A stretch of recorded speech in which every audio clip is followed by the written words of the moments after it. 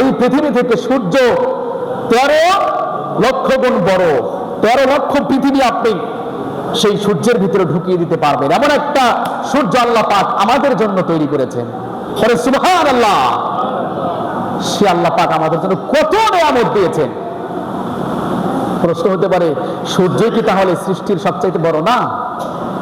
আমরা তারকারাজি দেখি, এমন কিছু তারকা আল্লাহ পাক তৈরি করে রেখেছেন, এরকম হাজার হাজার লক্ষ লক্ষ সূর্যকে এই তারকাগুলো খেয়ে ফেলতে পারবে। আবার সেই তারকাদের মধ্যে এমন কিছু তারকা আল্লাহ পাক এত দূরে সেগুলোকে সৃষ্টি করেছেন, এখনো পর্যন্ত সেই সমস্ত তারকাদের আলো এই পৃথিবীতে নামে নাই। সুবহানাল্লাহ বললেন না আপনারা? এখনো পর্যন্ত পৃথিবীতে সেই সমস্ত তারকার আলো পৃথিবীতে আসে নাই, এত দূরে অবস্থান তাদের।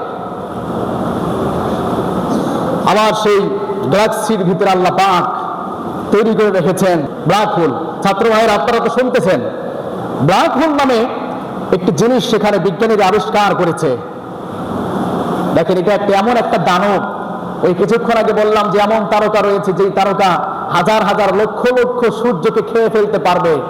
আবার ওই ব্ল্যাক হোল যেটি রয়েছে, অন্ধকার কূপ যেটি রয়েছে, সেটির পাওয়ার এমন যে ওই সমস্ত তারকা যেগুলো হাজার হাজার লক্ষ লক্ষ সূর্যকে খেয়ে ফেলতে পারবে, আবার ওই তারকাগুলো যখন ওই ব্ল্যাক হোলের রেঞ্জের ভিতরে অবস্থান করে, সেগুলোকে আমাদের ছোট বাচ্চা চকলেট যেমন চুষতে থাকে, চুষতে সেটাকে নাই করে ফেলে, ওই ব্ল্যাক হোল ওই সমস্ত তারকাগুলোকে একেবারে চুষে সেগুলোকে নিঃশেষ করে দেয়।